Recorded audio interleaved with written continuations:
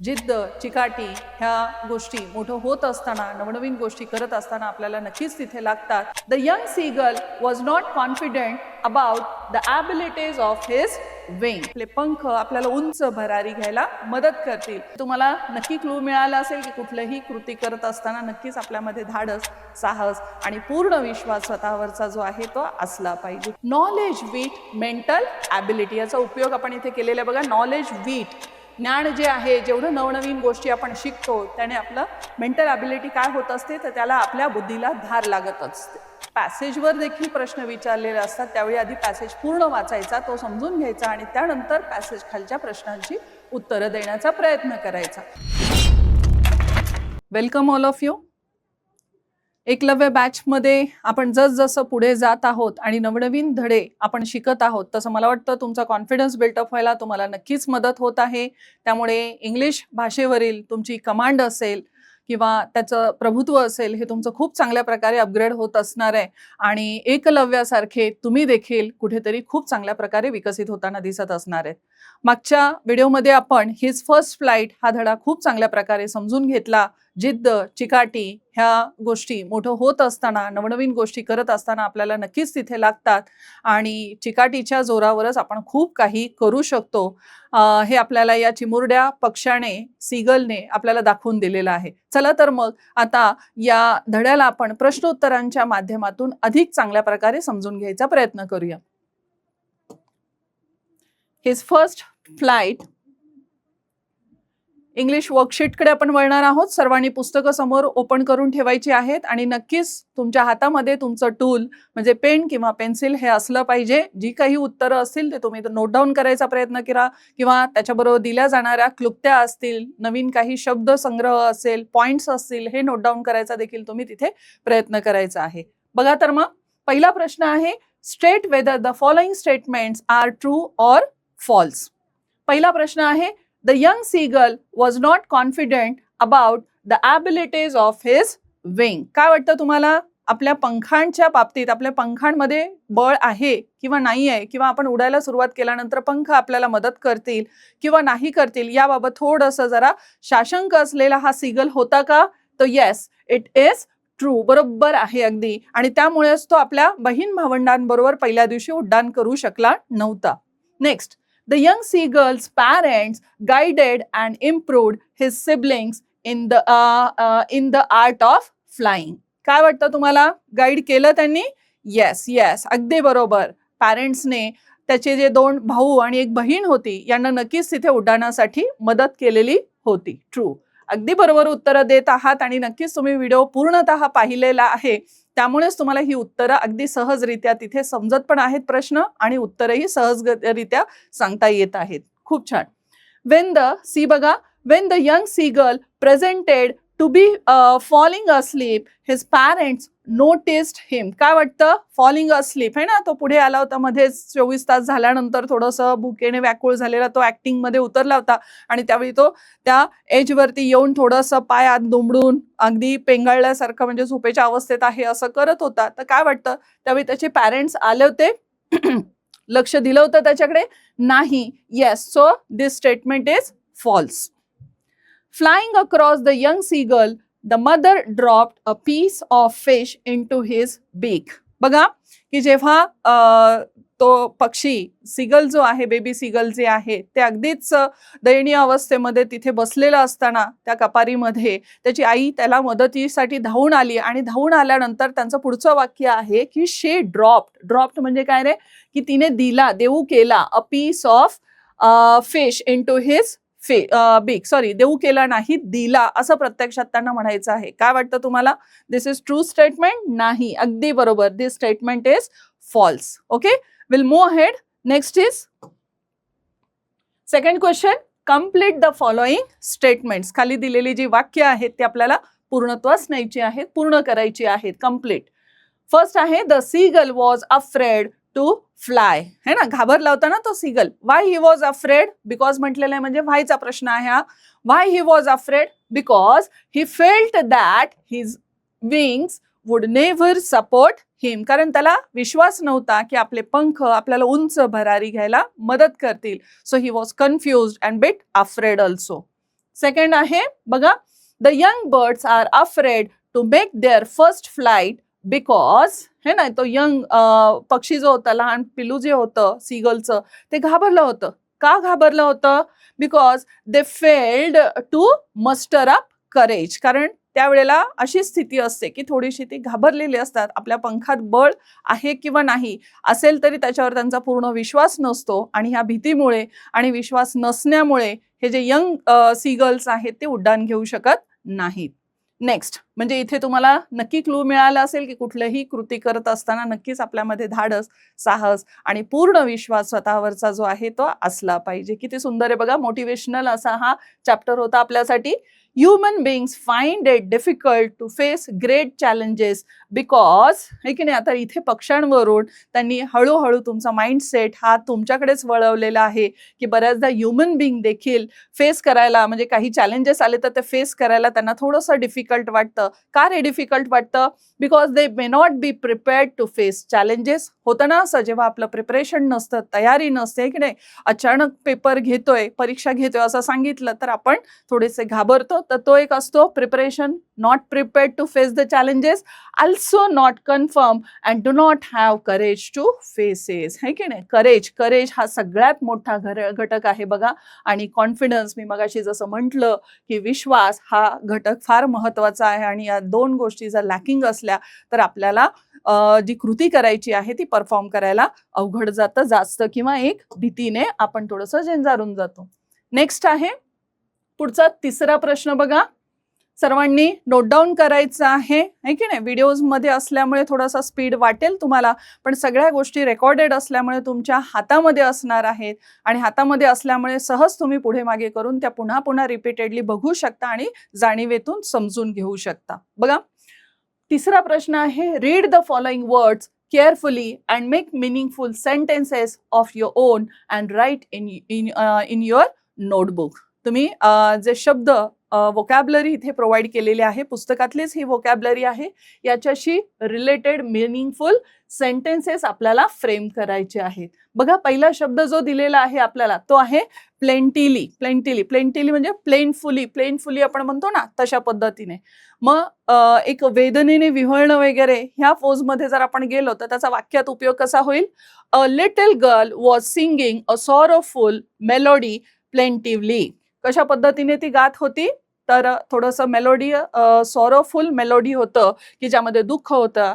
तर असं हे दुःखाचं सॉन्ग जे होतं, पण ती कशी प्लेंटिवली, वेदनेने विव्हळत ती गात होती. Next Bacon. हे बघा इथे बेकॉन एक साधारणतः आपण परत रिपीटेडली आवाज देतो ना एकमेकांना, तशा पद्धतीने. Music of garba was beckoning to each youngster. म्हणजे जेव्हा आपण एखादं रिदम, ताल, ठेका आपण ऐकतो तेव्हा त्याला आपलं लगेच बॉडीली आपण रिस्पॉन्स द्यायला सुरुवात करत असतो. तसा हाच बेकॉनिंग साऊंड जो आहे तो तिथे आपल्याला वाक्यामध्ये वापरायचा आहे. वीट म्हणजे काय रे? तर साधारणतः पक्ष्यांची जी एक हॅबिट असते, फूड खाल्ल्यानंतर पुन्हा ते आपल्या चोचीला कुठेतरी धार लावत असतात. ती धार लावणं म्हणजे वीट आहे. नॉलेज वीट मेंटल ॲबिलिटी, याचा उपयोग आपण इथे केलेला बघा. नॉलेज वीट, ज्ञान जे आहे, जेवढं नवनवीन गोष्टी आपण शिकतो त्याने आपलं मेंटल ॲबिलिटी काय होत असते तर त्याला आपल्या बुद्धीला धार लागत असते. मॉन्स्टरस म्हणजे भीतीदायक कसं होईल बघा वाक्यामध्ये उपयोग केला तर एक उदाहरण म्हणून तुमच्या इथे सगळी उदाहरणं घेतलेली आहेत. तुम्ही तुमची देखील तुमच्या सहज समजेल अशा सोप्या भाषेमध्ये देखील वाक्यरचना करू शकता. Monstrous, his monstrous look ग्रॅब्ड our attention. त्याचा जो मॉन्स्टरस लुक होता, है ना, भयभीत करणारा असा राक्षसासारखा आपण म्हणूया हवं तर, ग्रॅब्ड अवर अटेन्शन. ग्रॅब म्हणजे काय रे? लक्ष वेधून घेणे. ग्रॅब म्हणजे लक्ष वेधून घेणे. Yes.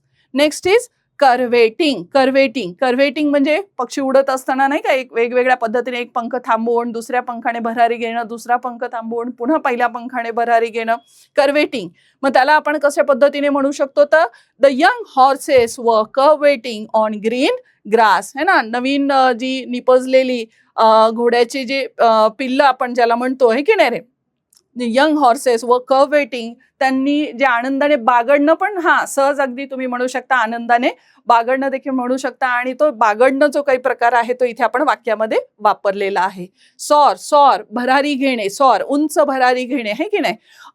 I would always love to see birds soar in open sky, पक्षी जे उंच भरारी घेतात ना, ती मला वाटतं प्रत्येकाला बघायला नक्कीच तिथे आवडत असते. येस, लिहून घेतलंय सर्वांनी, समजून घेतलंय सर्वांनी. काही ठिकाणी अर्थ सांगितलेले आहेत ते देखील जाणीवेतून कुठेतरी नोट डाऊन करून घ्यायचे आहेत. वारंवार शब्दांचे अर्थ जेव्हा तुम्ही वाचत जाल, ऐकत जाल, तर ते शब्द तुमचे परिचित होत जाणार आहेत आणि फार पाठांतर न करता अगदी सहजरित्या जिथे जिथे तुम्हाला ते वाक्यरचनेमध्ये सापडतील त्या त्या ठिकाणी त्याचे अर्थ जे आहेत ते समजून घ्यायला तुम्हाला मदत होणार आहे.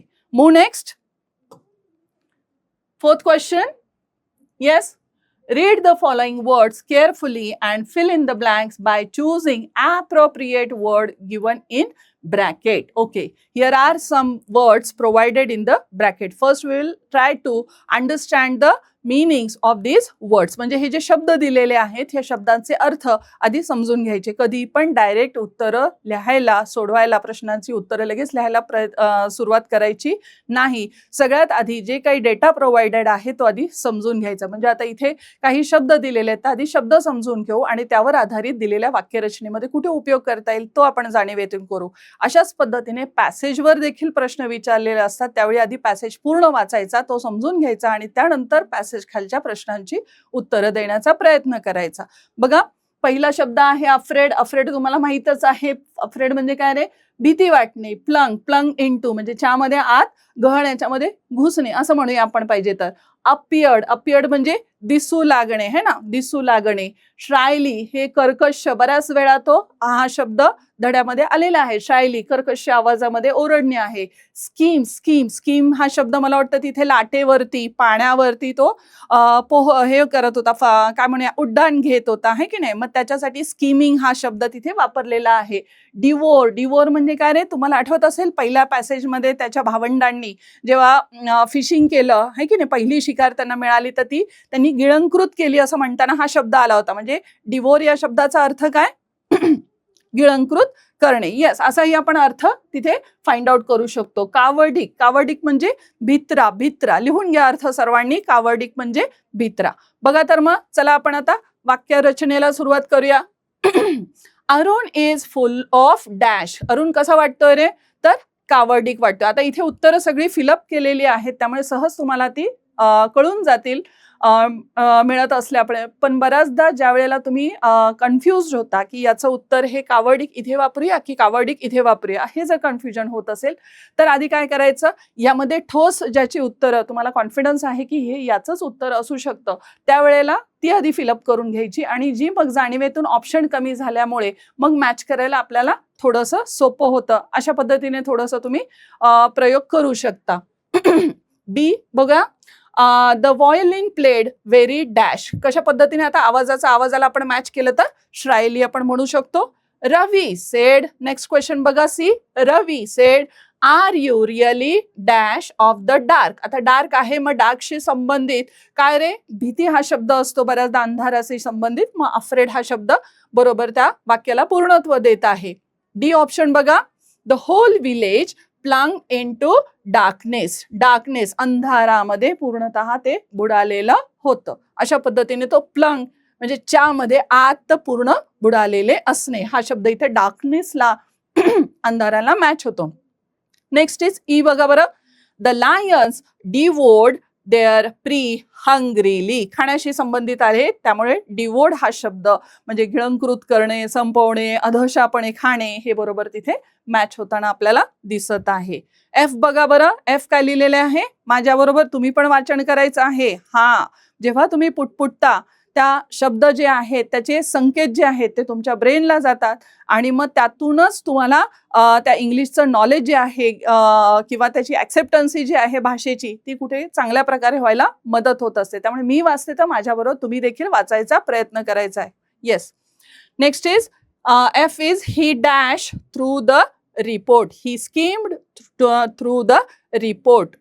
ते रिपोर्ट जो प्रोव्हाइडेड होता त्याच्यावरती एक ओव्हरलुक करणे, आपण जसं म्हणतो ना, स्पर्श करून जाणे, अशा पद्धतीने दिलेल्या प्रोव्हाइडेड रिपोर्टला त्यांनी थोडासा अवांतरपणे वाचन केलं असं म्हणायला हा स्कीम्स शब्द इथे पण आलेला आहे. बघा, मगाशी पाण्याशी संबंधित पण आला होता आणि एखादी गोष्ट अवगत करण्याशी संबंधित देखील हा स्कीम शब्द वापरला गेला आहे. जी बघा बरं, one by one the stars appeared in the sky. appear है ना, समोर येणे, प्रत्यक्षात येणे, अशा पद्धतीने इथे हा appeared शब्द वापरलेला आहे. नेक्स्ट, फिफ्थ क्वेश्चन आहे, read about the space mission of Sunita Williams. Imagine you are going to interview her. Frame 10 to 12 interview relevant questions regarding. आता आपल्याला क्वेश्चन फ्रेम करायचे आहेत की तुम्हाला इंटरव्ह्यू घ्यायचा आहे. पहिली गोष्ट आधी समजून घेऊया आपण प्रश्नाला. Read about the space mission of Sunita Williams. Sunita विल्यम्सच्या स्पेस मिशन बद्दल थोडंसं वाचन करा, माहिती घ्या असं सुचवलं जात आहे. म्हणजे ती माहिती आपल्याला घ्यायला हरकत नाही आणि मला वाटतं मोबाईल हा तुमचा हँडी आहे, त्यामध्ये ही माहिती थोडीशी तुम्ही टाईप केलीत, मुद्दे टाईप केलेत तर तुम्हाला सहजरित्या तिथे अवगत होण्यासारखी आहे. Imagine you are going to interview her. आता तुम्हाला तिचा इंटरव्ह्यू घ्यायचा आहे आणि 10 ते 15 असे रिलेव्हंट क्वेश्चन जे आहेत, रिलेव्हंट म्हणजे त्याच्याशी संबंधित असे जे प्रश्न आहेत ते तुम्हाला तयार करायचे आहेत आणि याच्यासाठी काही मुद्दे त्यांनी आपल्याला प्रोव्हाइड केलेत. म्हणजे कशा कशाबद्दल तुम्ही प्रश्न विचारू शकता.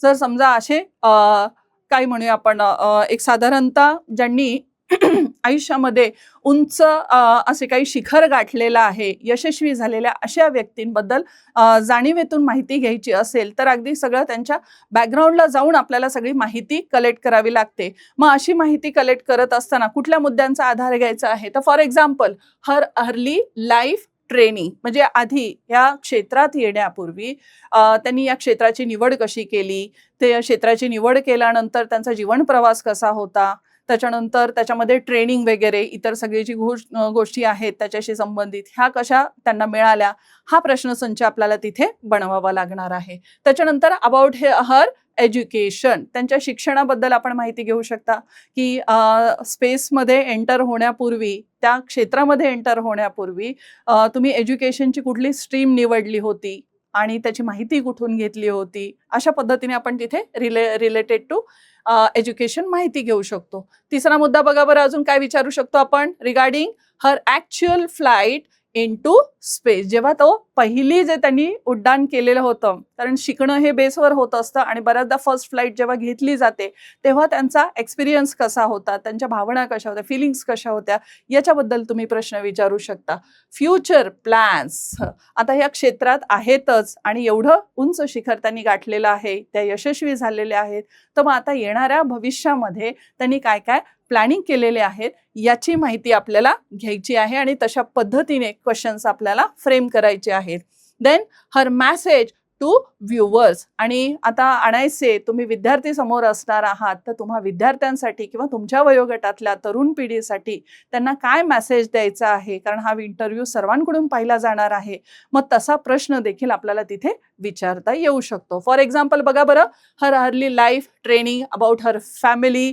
Ma'am, could we know about your family, or would you like to share about your family members or family background? From where did you get your training? How this thing you completed your education, in which stream, in which college? Tell us about your teachers. असं पण त्यांच्याशी आपण गप्पा मारू शकतो. Then how was your experience when you took first flight in space? Did you had this thing fear, or how you overcome your fear? म्हणजे काही गोष्टी आपल्यालाही इंटरप्रेट करायच्या असतात, कॉपी करायच्या असतात, मग त्यासाठी हाऊ यू ओव्हरकम और how did you overcome your काय म्हणूया आपण फिअर, अशा पद्धतीने तुम्ही प्रश्न विचारू शकता. Future plans, would you like to share your future plans, और please share your future plans so that we can also learn more things, अशा पद्धतीने प्रश्न विचारू शकता. And ma'am, please share your view or motivational thoughts to us so that we could get inspired and could look towards this thing space as a future. Career future आपण अशा पद्धतीने देखील तिथे इंटरप्रेट करू शकतो. तर असे बरेचसे प्रश्न, आता हे बऱ्यापैकी तुमच्यासाठी तुमच्या सोप्या आणि सरळ भाषेमध्ये मी सांगायचा प्रयत्न केलेला आहे. तुमचं थोडंसं इंग्लिश लँग्वेजवरचं कमांड असेल तर तिथे फ्लुएन्सी अजून थोडीशी तुम्ही वाढवू शकता आणि हे प्रश्न संच तिथे तुम्ही बनवू शकता. Yes. So, very nice, students. Your support is making me more and more positive and giving me energy. खूप चांगल्या प्रकारे तुम्ही सहकार्य करत आहात. जो कंटेंट तुमच्यापर्यंत डिलिव्हर होतोय याच पद्धतीने तुम्ही खूप चांगल्या प्रकारे वापर करा आणि अधिकाधिक प्रश्नांचा सराव करा. सो इथे आपण थांबणार आहोत आणि पुन्हा नव्याने आपण पुढच्या धड्यामध्ये आपण भेटणार आहोत. Thank you very much.